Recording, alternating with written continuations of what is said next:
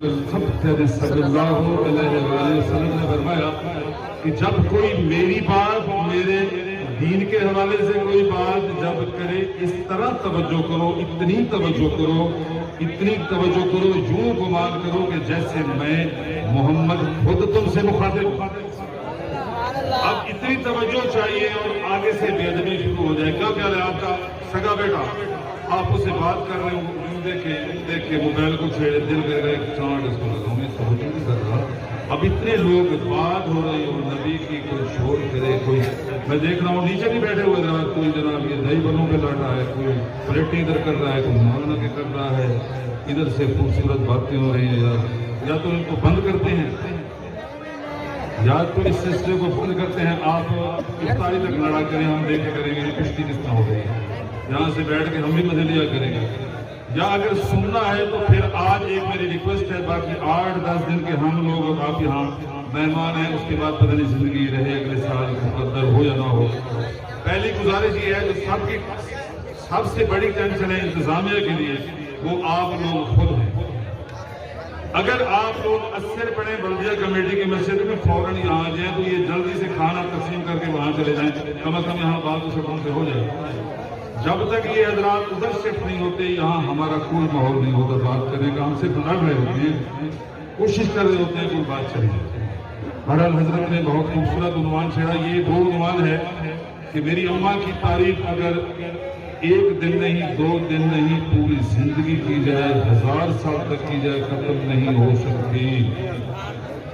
اب یہاں تھوڑی سی بات مزے کی، جو کہتا ہے کہ اماں عائشہ میری بھی اماں ہے، ذرا مجھے محسوس کروائیں، فرشتے لکھیں کہ ہم اماں عائشہ کے نوکر ہیں، غلام ہیں، خادم ہیں۔ ذرا دونوں ہاتھ کھڑا کر کے اماں عائشہ کی محبت میں بلند آواز سے کہو سبحان اللہ۔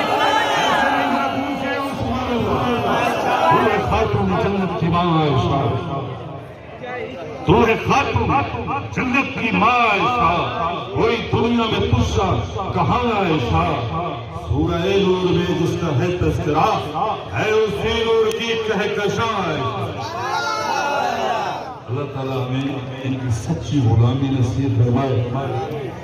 اور مجھے نہیں پتا کہ کس کو اعتراض ہے، کیوں ہے، میں صرف جانتا ہوں کہ میں اگر مولانا پر کوئی بات کروں تو پہلے اپنا اندر دیکھوں کہ میری اوقات کیا ہے۔ اگر کسی پہ میں نے عمران خان پہ بات کرنی ہے چلو دنیا داری میں آ جاتے ہیں، میری کیا حیثیت ہے، کہاں سورج کہاں چڑھا۔ چھوٹی سی مثال دے کے اشارتاً، میں کسی کی مخالفت نہیں کہہ رہا، تھوڑا سا ذہن کو ٹھیک کرو اور ہاتھ باندھ کے کرتا ہوں، منت کرتا ہوں، کسی کو مت کہو کہ یہ جماعت کافر ہے۔ بڑا عجیب ہے یہ بھی، یہاں میں دیوبندی ہوں تو میرا دیوبندی کہے گی بریلوی کافر ہے، اہل حدیث کافر ہے، فلاں کافر ہے۔ خدا کی قسم جب تم کہتے ہو نا ایک جماعت کافر ہے، اگر ایک جماعت میں 1 ارب بندہ ہے تو اس پورے ارب کا گناہ تمہارے کھاتے میں دیکھ دیا۔ اللہ اکبر۔ میرے مخالفت ایک ہے اختلاف، ہم اختلاف یہ ہے کہ میں یہ بات نہیں مانتا اس جماعت میں یا فلاں جو بات ہے، فرض یا بریلوی حضرات ہیں وہ دعا مانگتے ہیں جنازے کے بعد، مجھے اس سے اختلاف ہے یا یہ دعا سے اختلاف ہے، تیرا دل کرتا ہے مانگ نہیں، یہ مت کہے کہ مسلک بریلی کے سارے کافر ہیں کیونکہ وہ دعا نہیں مانگتے۔ جب کہو گے کہ یہ سارے کافر ہیں، اس جماعت میں 1 ارب بندہ ہے، فرض کیا 1 ارب کو کہنے کا گناہ، 1 ارب گناہ تمہارے کھاتے میں سمجھو لکھ دیا۔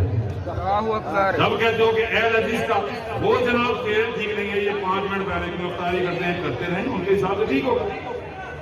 یہ کہہ سکتے ہو کہ اس بات سے مجھے اختلاف ہے، مت کہو کہ اس وجہ سے یہ کافر ہے، یا تم کہو فتویٰ دے رہے ہو، اپنی اوقات ہو رہی ہے۔ میں جو یہ بات کروں مجھے پتا ہے میری نمازیں صحیح ہو رہی ہیں، مجھے کلمہ بھی آتا ہے،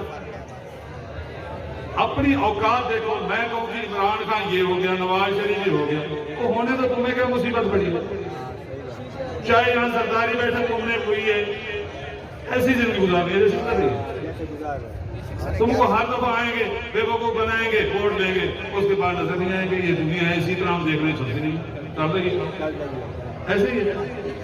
اور دوسری بات یہ ہے کہ حضرت امام ابو حنیفہ رحمت اللہ علیہ کو ایک بندے نے بتایا کہ حضرت فلاں بندہ آپ کو گالیاں دیتا ہے، بڑی سننے والی بات ہے.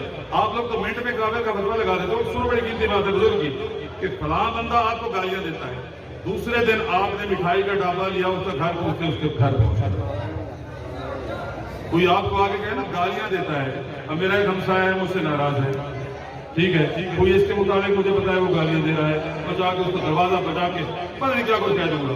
دنیا ہاتھ باندھ کے جینے کا نام ہے میرے بھائی, معذرت کر لو, غلطی ہو گئی ہے, میں معافی مانگ رہا ہوں. یہ کہہ دینے میں کوئی فرق نہیں پڑتا, ایسے بھی لعنت القدر کی رات ہے, یہ کوئی دکھی ہے, میں تو ہاتھ باندھ کے سب سے معافی مانگ رہا ہوں. کوئی مجھ سے ناراض ہے اسٹیج پر بیٹھ کر معافی مانگ رہا ہوں, مجھے خدا کے لیے معاف کر دو, کوئی غلطی ہو گئی ہے تو معافی.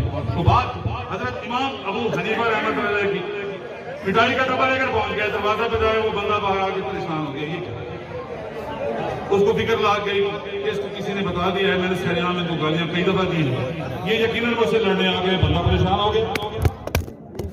آپ جناب بڑی عجیب بات حضرت نے کر دی. فرماتے ہیں کہ میرے نبی کا فرمان ہے کہ جب کوئی کسی کو پیٹھ پیچھے اس کی غیبت کرتا ہے, غیبت وہ ہے جو اس پہ عمل ہے, اس میں جو غلطیاں کوتاہیاں ہیں اس کو آگے کسی سے شیئر کرنا, اس کے خلاف وہی باتیں دوسرے کو بتانا, یہ کیا ہے غیبت. دوسرا ہے الزام. اب وہ بندہ وہ تو شراب پیتے چاہے اس نے زندگی میں نہ دیکھی ہو, یہ کیا ہے, یہ ہے الزام. اس کا گناہ اس سے بھی سخت. غیبت کا گناہ یہ ہے کہ آپ سگے بھائی کا مردار گوشت کھائیں, اس سے بھی بڑھ کر زیادہ گناہ ہے. اور اس سے بڑی غیبت کیا ہوگی, کسی کو کہنا کہ یہ کافر ہے.